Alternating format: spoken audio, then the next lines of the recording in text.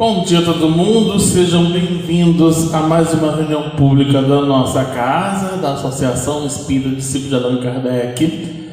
Hoje nós vamos falar um pouco da vida e obra de Allan Kardec, que faz aniversário amanhã. Robinson vai fazer essa exposição pra gente. Mas antes disso, nós vamos fazer uma meditação, uma análise, uma ambientação antes do tema do livro Caminho, Verdade e Vida, pelo Espírito Emmanuel, por Chico Xavier, na lição 28, Escritores, que diz assim: guardai-vos dos escribas, que gostam de andar com vestes compridas. Jesus, em Marcos, capítulo 12, versículo 38. E as considerações do Emmanuel são assim: as letras do mundo sempre estiveram cheias de escribas, que gostam de andar com vestes compridas. Jesus referia-se não só aos intelectuais ambiciosos, mas também aos escritores excêntricos que, a pretexto de novidade, envenenam os espíritos com suas concepções doentias, oriundas da excessiva preocupação de originalidade. É possível fugir aos que matam a vida simples. O tóxico intelectual costuma arruinar numerosas existências. Há livros cuja função útil é a de manter aceso o archote da vigilância nas almas, de caráter solidificado nos ideais mais nobres da vida. Ainda agora, quando atravessamos de tempos perturbados e difíceis para o homem, o mercado de ideias apresenta-se repleto de artigos deteriorados, pedindo a intervenção dos postos de higiene espiritual. Podereis alimentar o corpo com substâncias apodrecidas? Vossa alma igualmente não poderá nutrir-se de ideais inferiores na base da irreligião, do desrespeito e da desordem, da indisciplina. Observar os modelos de decadência intelectual e refletir com sinceridade na paz que desejais intimamente. Isso constituirá um auxílio forte em favor da extinção dos desvios da inteligência. Aqui ele comenta bem, Emmanuel, ele cita de suma importância a nossa, novamente ele reafirma a nossa opção pela essência, nutrir-se pela essência dos ensinamentos do Cristo. E quando ele fala de escritores, aí me vem à tona como que o Robinson vai apresentar de Kardec, quando a gente sugere de a gente ir pela base. Kardec, quando ele formulou a codificação, não foi uma coisa assim, psicografou e essa psicografia é dita como verdade. Foi um método científico que ele investigou várias vezes, se dedicou muito para justamente lidar com essa codificação. Por isso que para nós essa codificação é o nosso livro base de estudos. E a gente tem referências como André Luiz, Emmanuel, Joana, são referências que a gente tem de complementares a essa obra básica, que nos serve também de auxílio para que a gente justamente possa promover o papel de estudo. E aí Emmanuel ele comenta muito da questão da novidade, Muitas das vezes uma novidade vem aí, um escritor novo vem aí, e a gente toma aquilo como um pensamento dele como uma verdade absoluta sem investigação. E aí a importância da meditação é isso. Quando a gente fala de meditar é justamente ter uma análise crítica, Aqui Emmanuel, em 1950, esse livro? 48, ele já fala dos tempos difíceis que nós já estamos vivenciando já em 2022, lá em 1948. Então você vê como que a seriedade desse estudo e a gente justamente observar dentro desses escritores, dentro dessas obras referendadas, a nossa opção por continuar no contexto de estudo, mas ele repete, né? Vindo da essência. Nosso guia e modelo é Jesus. Então, buscar essa essência em nós nesse papel de transformação íntima. Então, para que a gente possa aí refletir um pouco sobre isso, como condiz muito com o que o Robinson vai até falar hoje sobre nosso querido codificador. Então, vamos elevar nossos pensamentos, agradecer a Deus nosso Pai, ao amigo mestre Jesus, falando de amiga de Betou Bezerra de Menezes, que ampara essa casa. Mais uma vez agradecemos de estarmos aqui nas manhãs de domingo, aprendendo um pouco mais do Evangelho, da essência viva dessa mensagem, para que a gente possa levar a todos um pouquinho desse conhecimento, um pouquinho dessas mensagens e consolar aqueles aflitos. Que a gente possa envolver toda a comunidade, que hoje tem uma tarefa e um dever de cidadania, e que possa ocorrer num clima de fraternidade, num clima de paz, e envolvendo a todos aqueles espíritos que hoje estão com compromisso de auxiliar na cidadania dessa instituição, desse país querido. Que o Senhor nos abençoe e nos proteja hoje e sempre. Que assim seja, graças a Deus. Vamos passar então para o Robinson, que vai falar sobre Allan Kardec em Vida e Obra. Bom dia a todos, que a paz do Divino Mestre Jesus esteja nos nossos corações agora e sempre. Como o Felipe disse, amanhã, dia 3 de outubro, a gente comemora 218 anos do nascimento do codificador. E é sempre bom nessas datas a gente relembrar esses espíritos, porque Kardec nada mais, nada menos é um codificador da doutrina espírita. Então é aquele através do qual os espíritos superiores trouxeram a nossa doutrina. Então é sempre bom a gente relembrar o que ele fez, como é que foi a vida dele, para que não caia no esquecimento. Em agosto nós tivemos aqui na casa palestras comemorativas ao nascimento do Dr. Adolfo Bezerra de Menezes, que é mentor da casa. Então um grande vulto do espiritismo no Brasil. Então, a gente tem que estar sempre relembrando essas pessoas, porque foi através delas, a história mostra que nós estamos hoje aqui, na Casa Espírita. Então nós vamos falar um pouco sobre a biobibliografia. Por que biobibliografia? Bibliografia é o trabalho que a pessoa realizou na sua vida.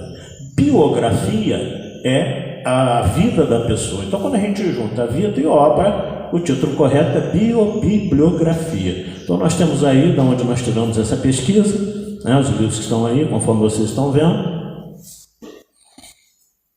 A família Rivail. Pai, Jean Batista Antônio Rivail, que era um magistrado, um juiz. A mãe dele, que era do lar. E, curiosamente, algumas pesquisas nos falam, até o filho do Sinésio esteve na França e foi pesquisar lá em Lyon a vida de Hippolyte Denisard Rivail, e verificou que ele teve 2 irmãos, mas que desencarnaram muito cedo.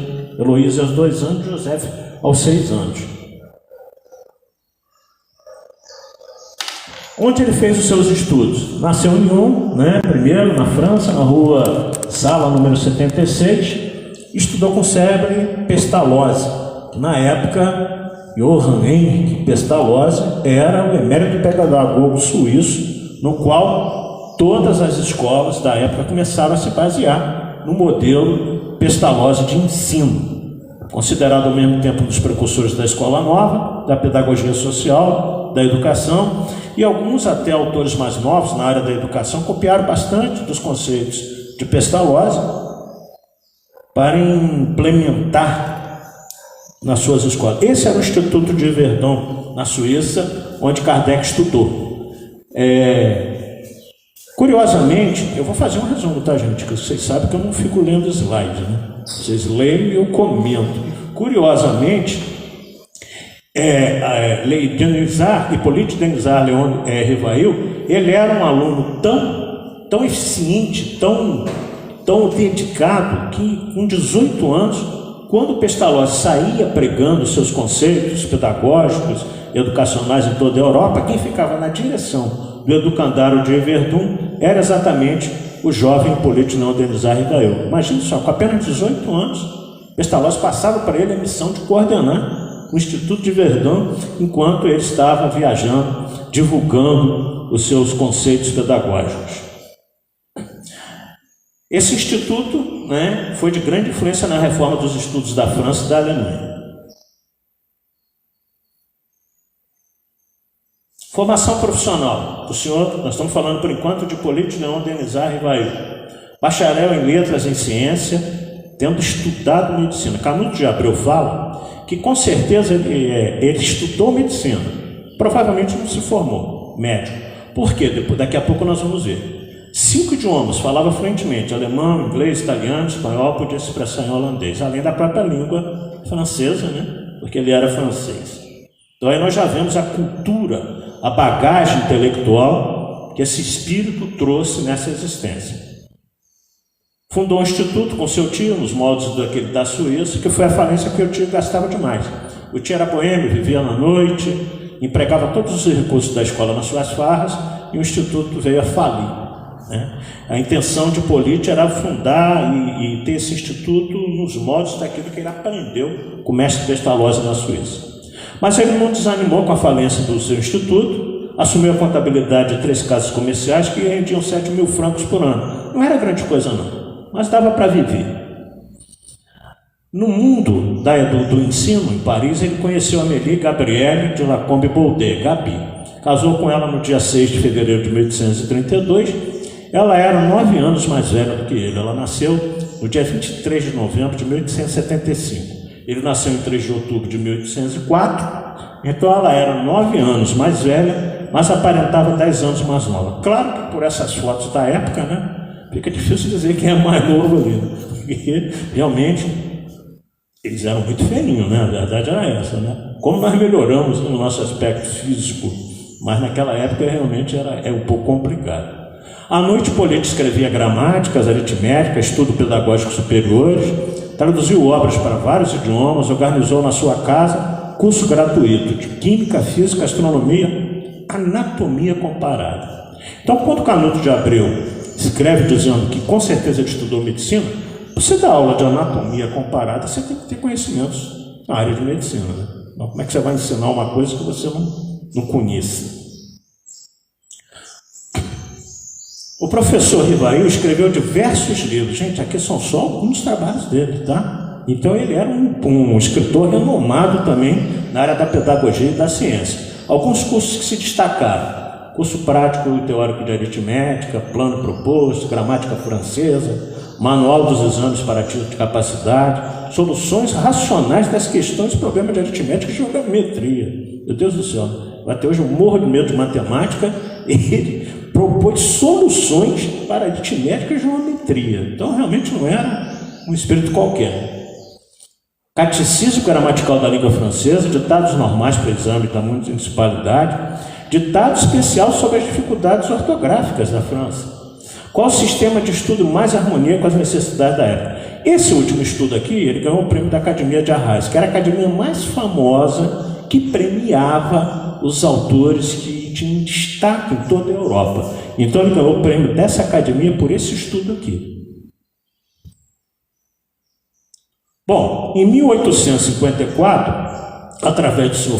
Fortier, que magnetizava as coisas, ouviu falar das mesas girantes, fenômeno mediúnico que agitava a Europa desde o ano anterior, de 1853. A sociedade parisiense se reunia para ver as mesas saltitárias, respondendo perguntas através de pancadas, uma série de fenômenos de natureza física, mas que tinham também um conteúdo intelectivo nesses fenômenos. Como homem de ciência, disse ao Sr. Fortier, o Sr. Fortier convidou ele: você precisa ver esse fenômeno. Ele falou: o quê? Se você não puder me provar que a mesa tem cérebro para pensar, nervo para sentir e pode se tornar sonâmbulo, eu verei nisso apenas uma fábula para provocar o sono. Então, ou seja, como homem de ciência, primeiro ele recusou o pedido dele frequentar essas reuniões para analisar o fenômeno, né? Só que esses fenômenos não aconteciam só na Europa, não. Nos Estados Unidos da América, aquelas duas jovens lá, Margaret e Kate Fox, uma 14 com 12 anos, elas moravam no condado de Hydesville, em Nova York, e a sua casa era um pouco afastada do centro da cidade, né? Era um condado assim, aqueles filmes que tem nos Estados Unidos, tem uma casinha aqui, tem outra lá, não sei aonde. Só que de noite era comum ouvir pancadas, ruídos. O pai dela saía com a espingarda fora da casa para ver se era alguém que estava fazendo alguma coisa, até que descobriu-se que na realidade essas batidas e pancadas eram de um cidadão que havia desencarnado ali no local. Era um caixeiro viajante que foi morto, enterrado ali pelo proprietário da época, que assaltou ele, tirou o dinheiro dele, roubou as mercadorias dele e matou ele. Então ele se revelou como sendo esse homem que vivia ali em função do assassinato que ocorrera naquela época, né? E aí, em 1855, o senhor Carlotti, um amigo de 25 anos de Hipólite, quando nós estamos tratando só de Hipólite, da região da Córcega, o pessoal lá da Córcega, daquela região ali da França, Espanha ali, eles têm sangue muito quente, né?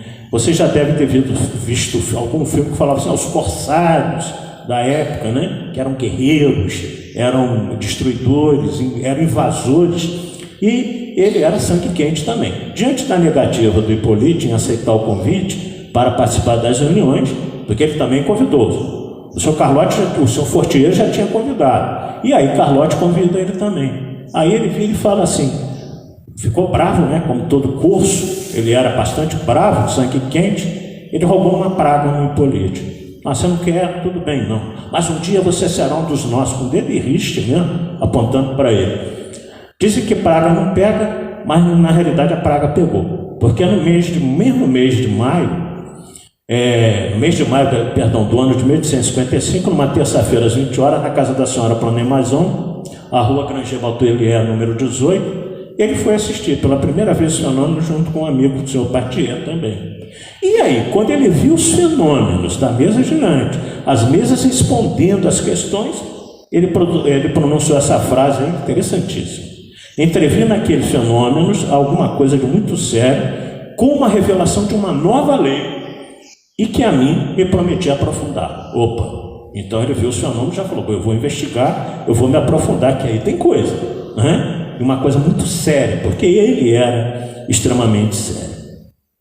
Acontece que estudando os fenômenos e tudo, né, ele recebeu dos amigos, muito amigos por sinal, né? O senhor Carlotti, que é aqui, o senhor René Tailanlet, Edemar Mantes, Sardou Pai Filho, Didier, o editor, que editava livros na época, tinha uma editora. Ele recebeu cerca de 50 cadernos, de 5 anos de apontamentos e estudos daquelas manifestações em Paris. Imagina só, os amigos vieram para ele e falaram, isso aqui está uma bagunça, tudo fora de ordem, mas são várias questões que se colocou para os espíritos responderam, só você tem condição de organizar isso, só você tem condição de sistematizar isso. Entregou para ele 50 cadernos, né? Com esse enorme trabalho de compilar, colocar em ordem, formatar, por isso ele ficou conhecido como codificador, porque ele separou por assuntos, né? Separou de acordo com aquilo que os espíritos respondiam. Então ele fez todo um trabalho monstruoso em 50 cadernos de apontamentos.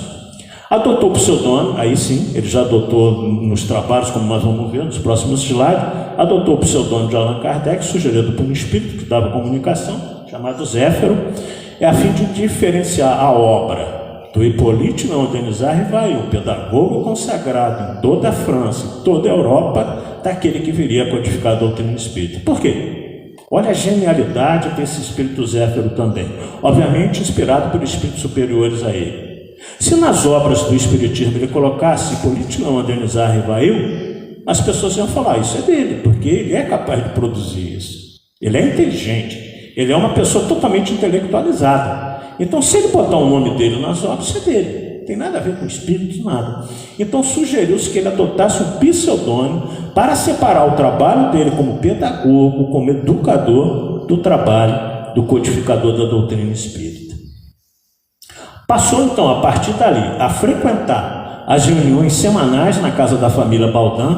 Curiosamente, as médiuns da codificação da doutrina espírita, principalmente as que responderam às questões que ele formulava, para depois compor as obras da codificação, conforme nós vamos ver, eram todas jovens. Caroline tinha 16 anos, Júlio 14, e as reuniões aconteciam na rua Rochechouá. Aplicava o método de experimentação. O que é o método de experimentação? Como cientista que ele era, né? Porque ele era um educador, pedagogo, um cientista. Observar, comparar, julgar, nunca com teorias preconcebidas. Ele não ia para reunião nenhuma já pensando, se acontecer isso é por causa disso. Ele deixava que na hora ele fizesse as observações daquilo que estava acontecendo. Remontar a origem não dá por verdadeiro antes de comprovado. Eu fico imaginando a quantidade de questões que talvez ele tenha dispensado, né? Porque ele só publicou aquilo que teve confirmação de vários setores, de vários locais, de vários espíritos diferenciados, de vários médios. Aí realmente ele tinha como comprovado e colocado. Viu naqueles fenômenos a chave do passado e do futuro, que tanto lhe intrigava, né? Porque, como homem de ciência, mas ele pensava, né? Por que nós existimos? De onde nós viemos? O que nós estamos aqui fazendo? Para onde nós vamos? Então isso sempre perturbou ele. E aí ele descobriu nesses fenômenos a chave que poderia explicar a ele tudo isso. Uma das primeiras conclusões, os espíritos são alma desencarnada e não sabiam mais do que a média da humanidade. Foi uma das primeiras conclusões. Lembrando Erasto, questão 230 do Livro dos Médios, melhor recusar 10 verdades que admitir uma única falsidade, uma só teoria hormônica. Tem muito orador que eu já vi por aí, Kardec disse, não é Kardec que disse não, Kardec colocou o que Erasto disse no Livro dos Médios. Melhor recusar 10 verdades que admitir uma única falsidade, uma só teoria hormônica. Porque a partir do momento que você admite como verdadeiro uma falsidade, nós estamos na época dos fake news, né? Estamos na época dos fake news na internet. A partir do momento que você tem aquilo como verdade, sai esparramando, ela vira verdade para muita gente. Então por isso que a gente tem que ter muito cuidado quando a gente replica alguma coisa que nós recebemos nas mídias sociais. Por quê? João, na primeira epístola, capítulo 4, versículo 1, amados, não creai todos os espíritos, verificai primeiro se os espíritos são de Deus. Como assim? Tem espírito que não é de Deus? Não, todos os espíritos foram criados por Deus. O que João quis dizer, e Kardec adotou no seu método de experimentação, primeira observação, peraí, os espíritos são almas desencarnadas. Não é pelo fato de estar desencarnado que sabe mais do que os que estão encarnados, não. A média da humanidade, não. E até pouco tempo atrás ainda tinha esse negócio, o Espírito falou. Mas peraí, o que o Espírito falou? O guia disse, então tem que seguir porque o guia disse. Aliás, tem guia aí mais desguiado do que outra coisa. Porque tem espíritos que sabem menos que a gente. Nós que estamos encarnados. Então não é porque o Espírito falou que você vai aceitando, não. Você tem que colocar sob a ótica da razão. Você tem que verificar se aquilo realmente é verdade. Fazer várias consultas. Não se basear única e exclusivamente naquilo que você escuta. Eu já fiz uma palestra aqui sobre isso, né? A gente tem que aprofundar as coisas que a gente escuta, procurar a fonte. Hoje está muito fácil, você entra no Google lá, digita, você vai ver, não, isso é fake news, não, isso é correto, mas as pessoas vão se baseando naquele primeiro que lhes chega.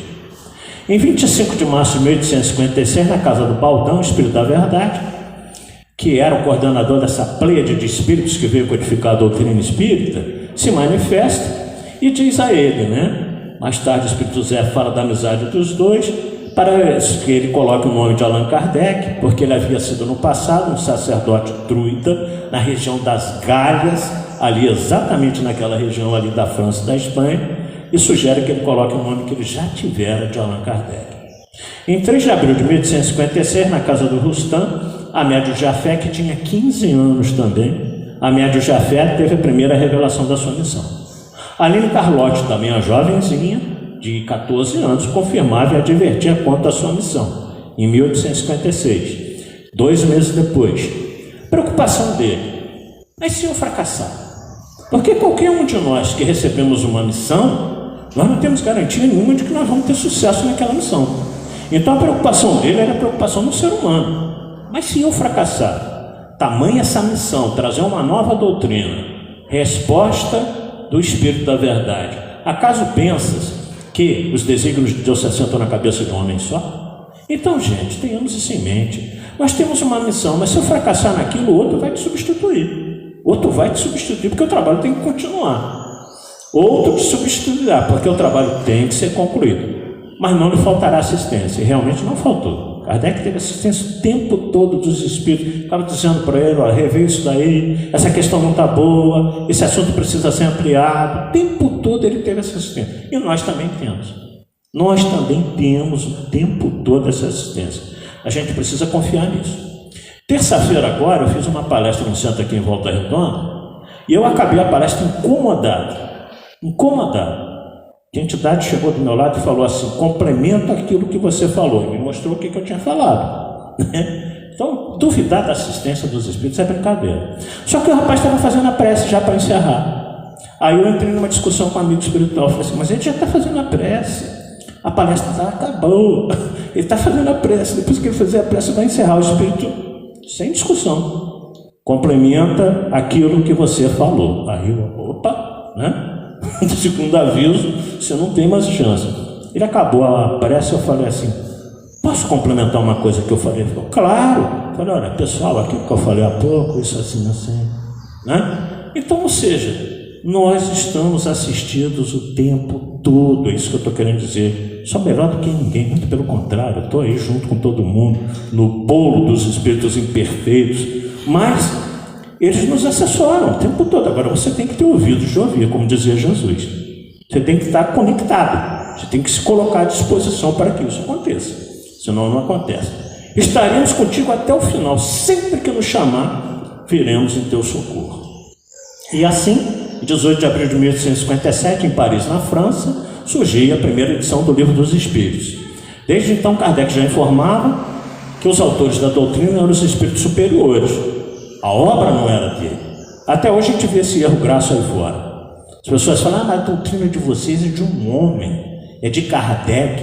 Não, amigo, Kardec teve um trabalho médico, herculíneo, de colocar aquilo em forma, sistematizar, separar por assunto, mas tudo foi trazido pelos espíritos. Quando ele tinha dúvida do assunto, na reunião ele questionava, e aí os espíritos vinham e respondiam. Mas não é a doutrina dele. As pessoas equivocadamente falam: a doutrina de vocês, a doutrina é de Kardec. Como é que vocês acreditam num homem só? Nada disso, são vários espíritos.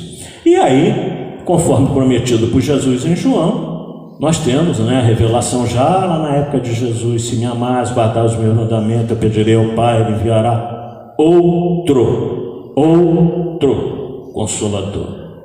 Então tem religiões, seitas por aí esperando a volta de Jesus. Mas ele deixa bem claro que ele vai mandar outro, vai pedir o Pai para mandar outro.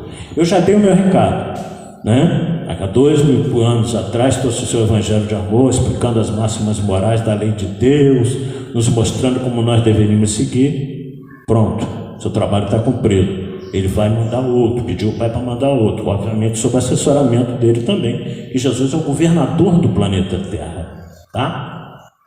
O Espírito da Verdade, que o mundo não pode receber porque não vê e não conhece. Olha só, não pode receber porque não vê. Então, não é uma pessoa, como ele estava presente na existência há 2000 anos atrás. Mas quanto a vós, conhecê-lo-eis, porque permanecerá convosco. Algo para permanecer em nós não pode ser uma outra pessoa. Não tem como permanecer em nós. O que vai permanecer em nós é o conhecimento. E aquilo que nós aprendemos vai ficar conosco por todos os elos do Deus. Mas o Consolador, que é o Santo Espírito que meu Pai enviará em meu nome, vos ensinará todas as coisas e vos fará recordar tudo aquilo que eu vos tenho dito. Santo Espírito. Então nós vemos aquela falange de espíritos que vieram trazer a doutrina de espírito, coordenado por um espírito superior a todos eles, que nada mais, nada menos é do que o próprio Cristo. Outra coisa interessante: vos ensinará todas as coisas e vos fará recordar tudo aquilo que eu agora vos tenho dito. Vos fará recordar tudo aquilo que eu agora vos tenho dito. E vos dará novas revelações. Gente, eu fiz uma pesquisa muitos anos atrás da promessa de Jesus para cá. Quais foram as doutrinas que surgiram, as religiões que surgiram, as filosofias existencialistas que surgiram? Nenhuma delas, essa pesquisa demorou um bom tempo, nenhuma delas trouxe tanta novidade quanto a doutrina espírita. Nenhuma delas nos fez recordar aquilo que Jesus nos havia dito na forma simples como ele havia colocado. né? Então, eu, particularmente, e todos nós espíritas não devemos ter dúvida de que o Consolador é a doutrina espírita, mesmo que os nossos irmãos de outras religiões concordem, né? Completou 165 anos a primeira edição do Livro dos Espíritos, em 18 de abril desse ano, agora de 2022, lançado em Paris, na Livraria Dantour, no Palácio Real, ao lado do Museu do Louvre, na Galeria de Orleans, número 13, impresso na tipografia de Biot, na cidade de Saint-Germain-en-Laye, cerca de 23 quilômetros de Paris. Veio de carroça, né? Naquele dia do lançamento da primeira obra, veio de carroça, cerca de 1000 exemplares. Carroça, mandado pelo editor do livro lá, e foi o senhor Clemente, que era o gerente da livraria no Palácio Real, que recebeu todos aqueles volumes da doutrina da primeira edição do Livro dos Espíritos. Diferente do que nós conhecemos hoje.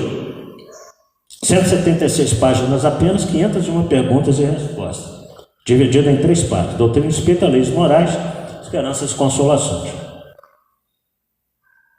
Os espíritos já tinham advertido que era preciso lançar a obra naquela época, mas que ela seria revisada e ampliada. Kardec já tinha essa informação, né?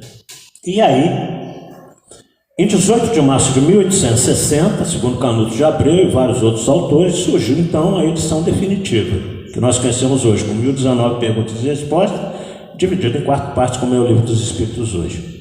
Primeiro, das causas primárias; segundo, do mundo espírita ou dos espíritos; terceiro, leis morais; quarto, esperanças e consolações. O Livro dos Espíritos é a pedra angular da doutrina espírita. O que é pedra angular? Base da doutrina espírita. Ele falou isso até na página inicial. Então, muitas vezes, equivocadamente, nós ofertamos obras para quem não é espírita. A primeira coisa que a pessoa dá para quem não é espírita é o nosso lar, né? É o nosso lar. Só que tem um detalhe: quem não é espírita e lê o nosso lar, fala assim: nossa, que romance legal, né? Parece uma novela, né? Dessas que passam na TV. Então, a primeira obra que a gente devia dar para quem não é espírita é o Livro dos Espíritos, porque ele contém toda a doutrina espírita, nos seus 3 elementos: ciência, filosofia e religião, ou a parte moral. Então, isso que a gente deveria ofertar. Verdadeira síntese do conhecimento humano é um tesouro colocado em nossas mãos, que merece preço ser lido, refletido capa a capa, palavra por palavra. A gente deveria ter o hábito de estudar o Livro dos Espíritos sempre.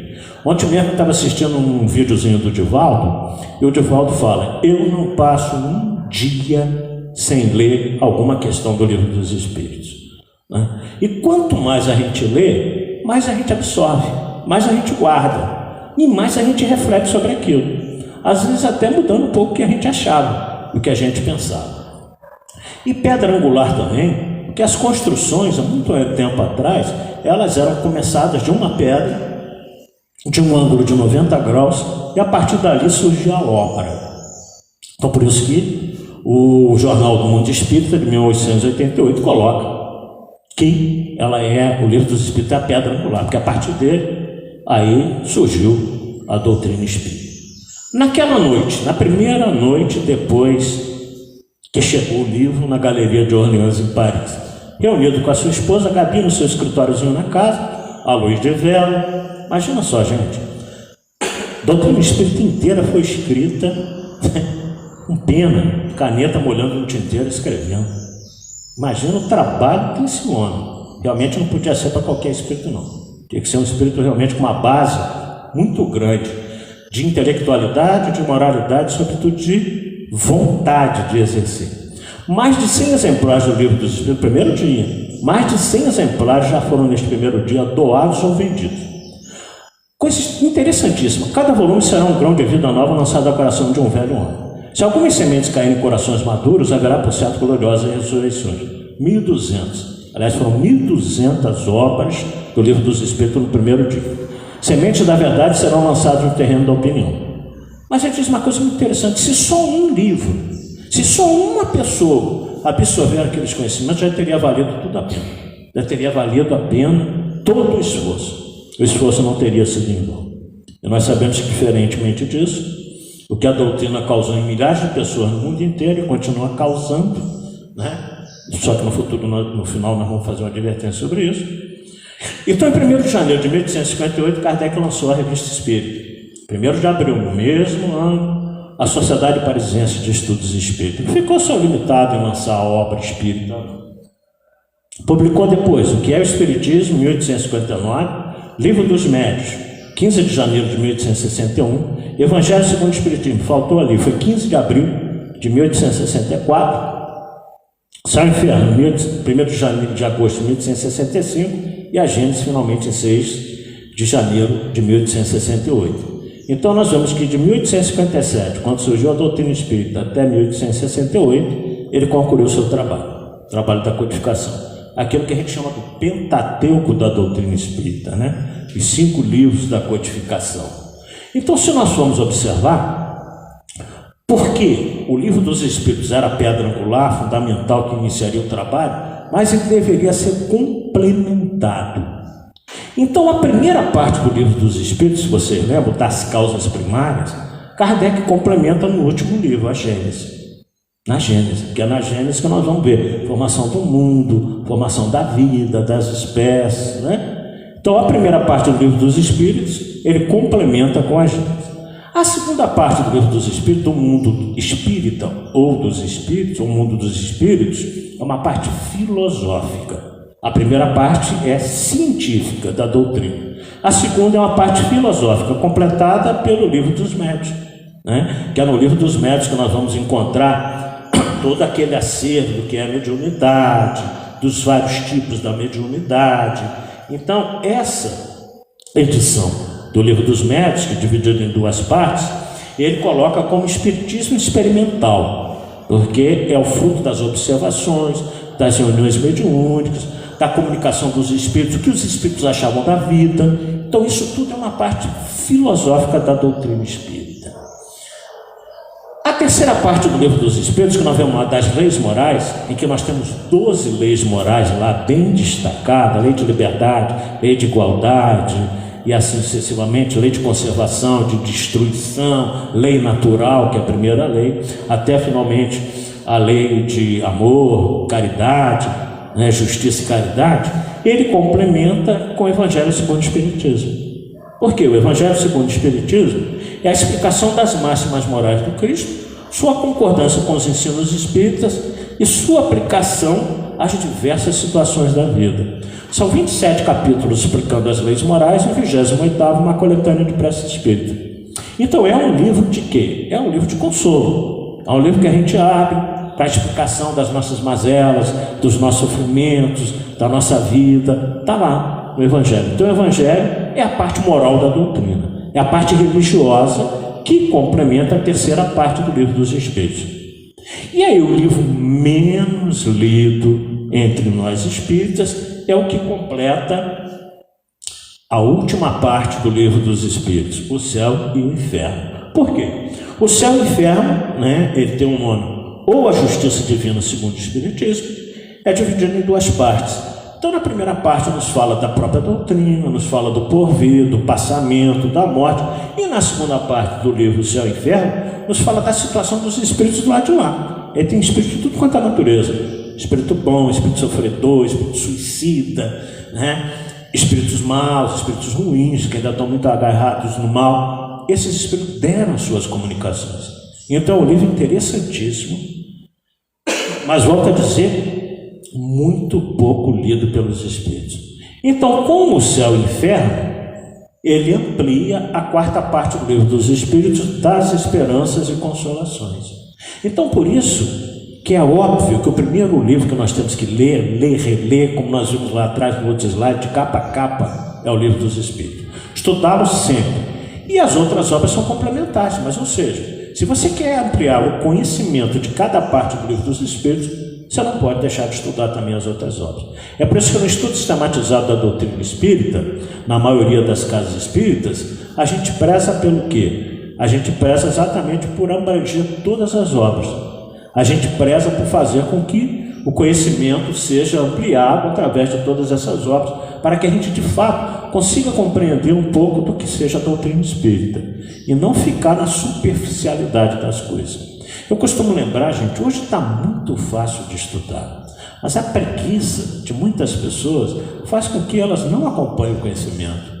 Na época, quando eu comecei a estudar a doutrina espírita, inclusive com o Carlão, na casa do Carlão, a gente ficava até de madrugada, abrindo aquele monte de livro. A gente tinha que ir na intuição. O Carlão conhecia muito mais do que eu era um neófito, um iniciante na doutrina espírita. Então o Carlão ficava assim: Roy, esse assunto deve estar na obra tal. Peraí, lá na estante dele, vários livros, pegava, abria, e a gente tinha que ler muitas vezes o livro. Tinha que ler o índice lá para ver se a gente achava aquele assunto que a gente queria estudar, se aprofundar. Isso fazia com que muitas vezes a gente ficava lá, eu ficava na casa dele até 1h da madrugada. Pô, Carlão, tem que atravessar a cidade, dormir, que eu tenho que trabalhar amanhã.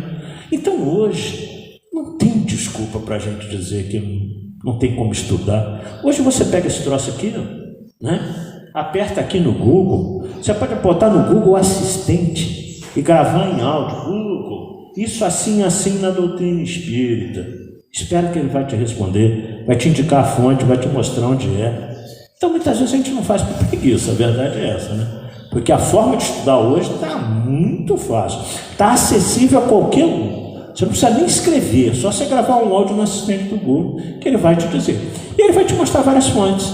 E aí dentro dessas fontes, o que você vai fazer? Você vai analisar aquela que mais te chama a atenção, né? E aí você vai e que mais realmente guarda relação com a veracidade daquilo que você está aprendendo. Eu quero abrir uma coisa aqui, porque eu vou falar daqui a pouco sobre isso. Bom, então essas são as obras complementares da doutrina espírita, né? E que também são alvo e motivo de que a gente deva estudar, aprofundar mesmo para conhecer a doutrina espírita. Porque às vezes a gente passa anos dentro da casa espírita e a gente não se importa. Inclusive Allan Kardec. Tem pessoas que não conhecem Kardec até hoje, né? Não sabem quase nada da vida dele, da existência dele, do que ele fez. Eu conto sempre, quando eu falo da bibliografia do codificador da doutrina espírita, hoje é dia de eleição. Hoje é dia da eleição. O desconhecimento das pessoas é tão grande que eu tinha um plástico no meu carro há muitos anos atrás, que eu peguei lá na livraria Girassol com a Lúcia, e que dizia assim: leia Kardec. Eu coloquei no vidro traseiro do carro: leia Kardec, né? Então o desconhecimento é tão grande que eu ouvi uma história de um outro orador que dizia assim: a pessoa passou a ver aquele plástico no carro, falou: quem é essa? Era a época de eleição, igual nós estamos vivendo hoje. Aí a pessoa perguntou assim: quem é essa candidata? A Leia Kardec. Deus do céu, né? A Leia Kardec. Ela botou acento onde nem tinha, um acento agudo onde nem tinha, né? Quem é essa Leia Kardec? Então você vê, total desconhecimento. Mas tem espírita que não conhece também. Ela provavelmente não conhecia. Mas tem espírita que não conhece também quem foi Kardec. Fala assim: quem foi Allan Kardec para você? Eu já ouvi falar. Tem até um monte de centro que tem nome dele, né? Mas não tem a mínima noção. Por isso que é sempre bom a gente estar relembrando esses pontos, a vida dele, esse trabalho herculíneo que ele fez, para que a doutrina espírita hoje pudesse ser essa maravilha de doutrina. O problema são os espíritos, já dizia o Chico Xavier. Quando perguntava Chico, o movimento espírita, né? Aí falou assim: meu filho, a doutrina é intocável. O problema são os espíritas. Esse alerta que eu vou fazer a vocês daqui a pouquinho, né? Então o problema são os espíritas. E realmente por quê? Muitas vezes por falta de conhecimento, que não se aprofundam nas questões. E assim, Kardec desencarna em Paris no dia 31 de março de 1869, aos 64 anos. Pessoas que gostam de falar assim, 65 anos incompleto, né? Mas se não completou, então eu prefiro falar que é 64 anos. Porque ele nasceu no dia 3 de outubro e desencarnou em março. Então desencarnou antes de completar 65. Causa: ruptura de um aneurisma quando se preparava para mudar para casa maior na Avenida Seguro. Por quê? Já não cabia mais livros dentro de casa. Ele é daquela teoria de que ele não tinha muitos livros em casa. Ele tinha uma casa dentro dos livros que ele tinha. Tinha mais livro do que casa. E aí já não aguentava mais. Imagina ficar pulando por cima dos livros na sala, em tudo quanto é lugar, porque era abarrotado de livros. E aí ele vai mudar para lá, mas quando ele vai atender alguém que chama a porta, ele cai fulminado na sala, cumprido a sua missão. Ele havia sido advertido que, em assumindo a missão, de codificar a doutrina espírita, inclusive a sua vida seria encurtada bastante. Ele aceitou a missão. Imagina o Espírito chegar para você e falar assim: Emil, eu tenho uma missão para você, mas você vai viver menos 10 anos. Top? Dá para balançar, né? Dá para balançar, né? Não, peraí, você não acha melhor escolher outro? Né? Ah, eu não sou capaz não, né? Ah, não, acho melhor não, hein? Acho melhor você achar outro. E ele aceitou, sabendo que ia adoecer, que as forças iam faltar, que ele ia ter um monte de inimigos, de adversários, que os amigos de primeira hora, iam dar linha, que ele ia ficar sozinho, que a Sociedade Parisiense de Estudos Espíritas que ele criou, depois iria, né, falar muita coisa dele, coisas que inimagináveis, a gente não tem nem tempo de falar aqui, e ele aceitou tudo isso. Ele aceitou tudo isso, com aquela dúvida, né? Mas se eu fracassar, mas ele aceitou. Então vemos que realmente é um espírito diferenciado. E ele desencarna dessa maneira aí que nós estamos vendo. Seu corpo está enterrado no cemitério Père Lachaise, em Paris. À época, seus amigos reuniram anotações, textos inéditos, e com o consentimento de Amélie Gabrielle Lacombe de Boudet, eles lançaram em 1890 com o título Voz Póstumas, porque ele já havia desencarnado. Então pegaram aquela série de artigos, alguns artigos inclusive que ele já havia citado em outras obras, como que é o Espiritismo, por exemplo, e fizeram o livro chamado Obras Póstumas. Inclusive ali tem realmente algumas coisas inéditas que ele não havia publicado nas obras anteriores, e por isso que tem esse título, porque ele já havia de fato desencarnado. Bom, ante a revelação divina, asseverava Jesus: eu não vim destruir a lei. A doutrina espírita, o espiritismo também, não vim destruir a lei cristã, mas dar-lhe execução. Exaltando a lei de amor que rege o destino de todas as criaturas, advertiu Jesus: amai-vos uns aos outros como eu vos amei. A doutrina espírita proclama: fora da caridade não há salvação. Qual é a maior maneira de você amar o semelhante, ao próximo, que não seja através da caridade? Porque uma das mais belas definições que eu já ouvi de caridade é que caridade é o amor em movimento. É a oportunidade que você tem de mostrar na prática o amor, através de alguma ação, de alguma atitude. Salientando o impositivo da educação, disse o excelso orientador, Jesus, tá? Sede perfeitos como perfeito é vosso Pai Celestial. Kardec: reconhece-se o verdadeiro espírita pela sua transformação moral e pelos esforços que emprega para domar suas inclinações inferiores ou infelizes. Então nós vemos que o espírita não está pronto, né? Como ele diz aqui, o espírita está caminhando. E as pessoas acham que os espíritas têm que ser perfeitos. Você não está. Uma vez perguntaram ao Divaldo, você é perfeito? Ele falou: claro que não, mas você não é espírita? Eu falei: sou, mas o espiritismo é o caminho que vai me chegar lá. É o caminho, é o roteiro. E ontem eu estava vendo também um vídeo do Divaldo, depois estava vendo um vídeo do Haroldo. O Haroldo contou uma historinha que uma senhora chegou a Chico Xavier, eu acho que ainda em Pedro Leopoldo, e falou assim: Chico, meu marido estou igual criança, papá. Chico, meu marido é um excelente marido, né? Um bom pai. Como profissional, ele é um trabalhador também comprometido, muito responsável. E foi dando várias qualidades do marido. Mas ele tem um grave defeito, Chico. Aí Chico ficou imaginando, né? Será que ele usa droga?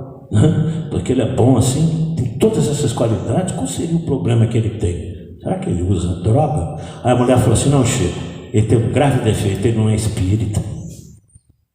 Aí Chico parou, ficou pensando: mas minha senhora, ele é bom marido? Sim, Chico, eu te falei agora, ele é um excelente marido, ele é bom pai. Aí o Chico foi repetindo todas as coisas que ela colocou. Aí no final, qual foi a resposta do Chico? Alguns de nós aqui presentes, o que a gente falaria, né? Pô, larga esse homem, pô, né? O cara não é espírita, pô. O que você está fazendo com esse marido aí, pô? O que você está fazendo com essa mulher que não é espírita? Larga ele, larga ela, né? É preferível ter um marido, um pai ruim, mas que seja espírita, né? Porque as pessoas acham que nós achamos que todo mundo tem que ser espírita. Qual foi a resposta do Chico? Minha senhora, ele não precisa do espiritismo. Ele não precisa do espiritismo. O Chico não disse, mas quem que precisava do espiritismo? Ela, que até agora ela não entendeu nada, né? Para que com um marido desse, para que isso não precisa ser espírita? Eu sei que vocês mulheres aí todas adorariam ter um marido assim, né? Então, para que eu vou levar ele para o espiritismo, né? Então, olha só como é que as pessoas realmente não entendem as coisas. As pessoas acham que tem que ser da religião. Então, o espiritismo é o caminho. A meta é a perfeição. Agora, quem de nós, sem consciência aqui hoje, podemos levantar a mão e dizer que nós somos perfeitos? Se fosse perfeito, não estávamos mais aqui. Nós estávamos no mundo celeste junto de Deus. Estávamos no nível de Jesus. Estávamos Cristos, né? Então, estamos em elaboração. Daí, não é uma justificativa. Mas nós erramos sim, nós fracassamos, nós temos uma série de coisas que ainda nos incapacitam, que ainda nos infelicitam, mas que isso não deve servir de desculpa para que a gente desanime, muito pelo contrário, que a gente continue lutando contra as nossas próprias imperfeições. Louvando a responsabilidade, ponderou o Senhor, muito se pedirá quem muito recebeu. Kardec aos Espíritos, muito será pedido que muito receberam. Então nós temos esse comprometimento com o conhecimento que nós estamos adquirindo. Aí tem pessoas que já me falaram assim, então não quero conhecer não, né?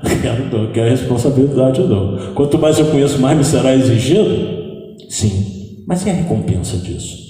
Né? E as benesses que você ganha com isso? E a melhora da sua vida enquanto espírito imortal? Isso não tem preço. Isso não tem preço. Exaltando a filosofia da evolução, através das existências numerosas que nos aperfeiçoam o ser, na reencarnação necessária, esclarece o instituto sublime. Ninguém poderá ver o reino de Deus se não nascer de novo. Kardec conclama: nascer, viver, renascer ainda e progredir sempre, tal é a lei. Progredir sempre até um dia que a gente não necessite mais do progresso de planetas materiais como a Terra. Consagrando a elevada missão da verdadeira ciência, avisa o mestre dos mestres: conhecereis a verdade e a verdade vos fará livres. Está em João capítulo 8, versículo 32. Kardec: fé inabalável só é aquela que pode encarar a razão face a face em todas as épocas da humanidade. Então eu costumo dizer, a doutrina espírita até hoje nada a ciência provou encontrar aquilo que nós acreditamos, muito pelo contrário. A NASA agora está descobrindo água em outros planetas, é possível que já tenha existido vida, é possível que exista vida de outras formas. A doutrina espírita já fala isso desde 1857, que nós estamos sozinhos no universo. Então olha o avanço. Hoje, 165 anos depois, a ciência está descobrindo coisas que nós já sabemos. E vai ser assim, daqui para frente cada vez mais. Fora da caridade não há salvação, então Kardec nos ensina o verdadeiro sentido da caridade, como entendia Jesus, todos vocês conhecem essa questão: benevolência para com todos, justiça com as imperfeições alheias, perdão das ofensas, né? Então isso aqui foi na manhã de hoje a nossa pequena homenagem ao codificador da doutrina espírita.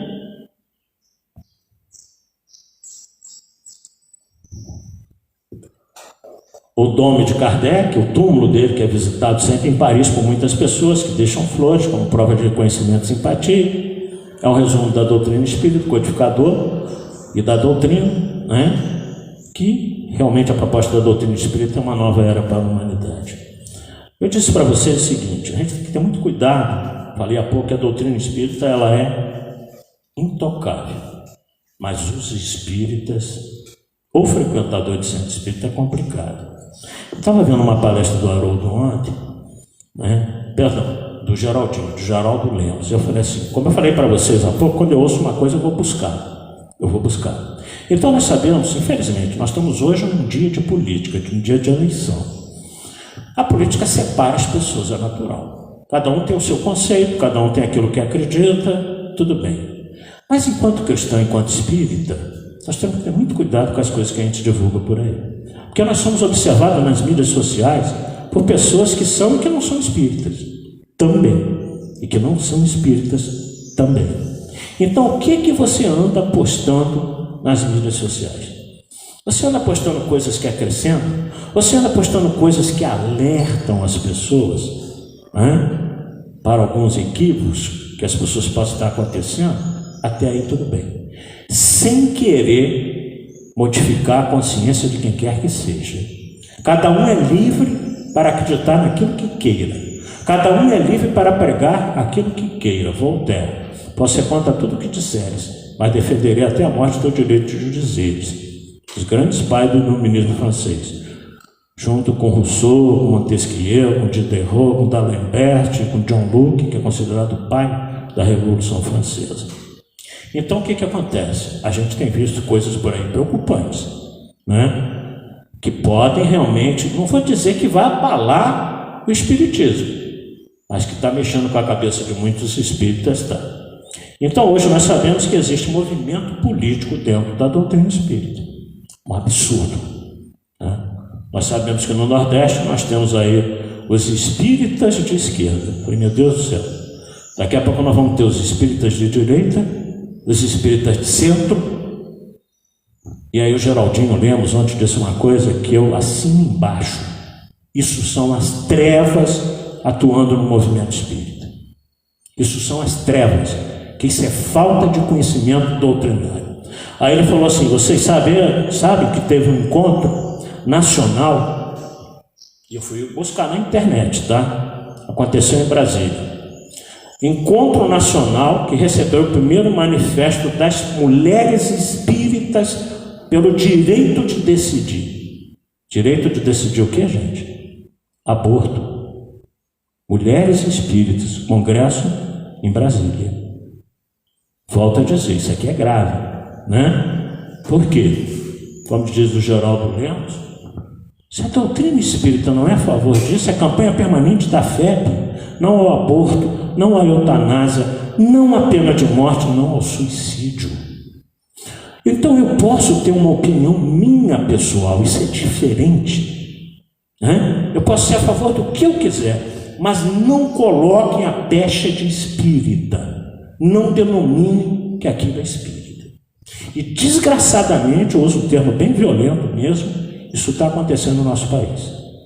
Porque é uma reunião de mulheres que se dizem espíritas, discutir sobre o direito delas decidirem se querem aborto ou não tem outra palavra. Nós temos que ter muito cuidado com a pureza da doutrina, porque tem espírita aí se autodenominando espírita, mas que de espírita não tem nada. Preservemos nós, que temos consciência. Eu acredito que a EDAC sempre foi essa casa, sempre uma casa de muito estudo, de pessoas realmente muito conscientes. Nós temos que preservar essas maluquices que andam aí fora, porque isso não é doutrinário. E volto a dizer, como Chico dizia, a doutrina é intocável, o problema são os espíritos. Então, em homenagem e memória ao codificador, que a gente procure manter a pureza doutrinária nas nossas colocações, mas não só nas nossas colocações não, mas nas nossas atitudes como espíritas lá fora. Não estou pregando aqui partidário de A, B ou C ou D, cada um é livre para escolher o que queira, mas enquanto espíritas e cristãos em primeiro lugar, nós não podemos concordar com essas coisas, porque o próprio codificador nos adverte quando ele fala dos detratores da doutrina espírita, obras póstumas, ou não é o que é o espiritismo, que a gente tem que dar resposta assim, que nós não podemos ser omissos. O codificador nos adverte sobre isso, né? E ele realmente foi incisivo quando ele fez colocações de pessoas que estavam detonando a doutrina espírita na sua época. A gente não pode compactuar com esse tipo de coisa, tá? Volto a dizer, cada um é livre para pensar o que quiser hoje, para votar em quem quiser, mas não coloque a pecha de espírita em coisas que a doutrina espírita não compactua, porque senão nós estamos maculando o nosso movimento espírita. E a tendência disso é nos separar, é natural, porque as sombras, as trevas estão aí agindo para isso, e adorando que tenha coisas dessa natureza infiltradas no movimento espírita, ok? Desculpa o desabafo, mas ontem eu ouvi palestras sobre isso e eu fiquei preocupado, porque eu nem sabia que isso estava acontecendo, só que eu fui buscar, e realmente isso está na internet. Muita paz a todos. Eu vou a palavra do Felipe.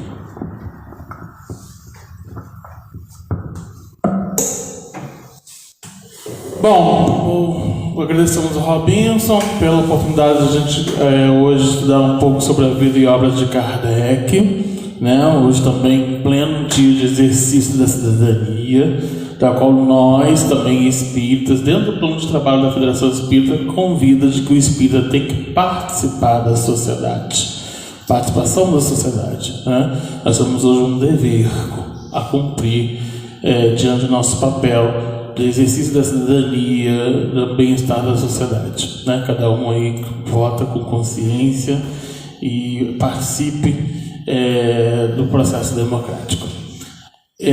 Ao mesmo tempo também aproveitamos, falando de Kardec, né, a importância da gente estudar as obras da codificação, né? Às terças-feiras, por exemplo, o pessoal da mediunidade já está estudando uma revista espírita, né?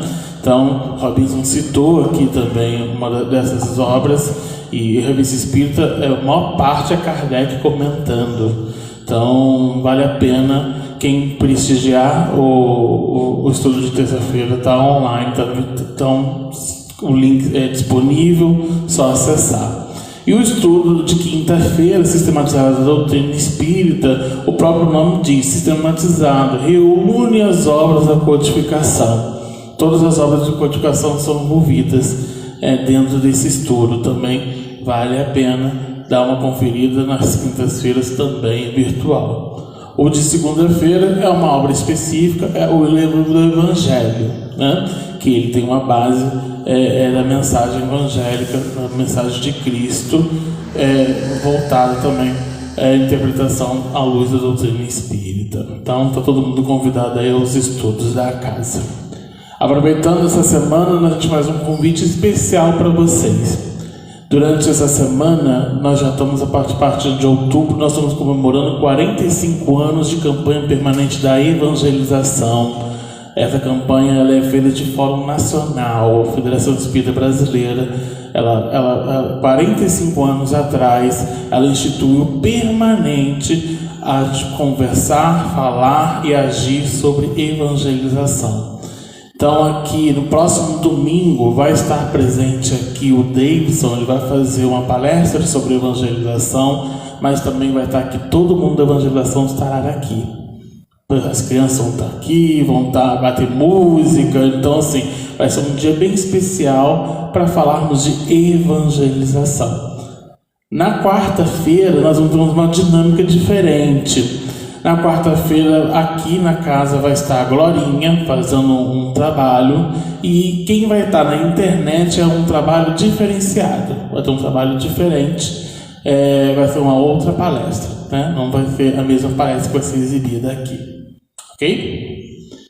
Então vamos encerrar então, elevar nossos pensamentos e agradecer a Deus nosso Pai, ao amigo Mestre Jesus, pela oportunidade bendita de estarmos aqui nessa casa de caminho, aprendendo um pouco mais dos conceitos, da interpretação da mensagem, e que a gente possa internalizar toda essa vivência, todos esses conhecimentos, colocando em prática no exercício diário, na família, na sociedade e no íntimo.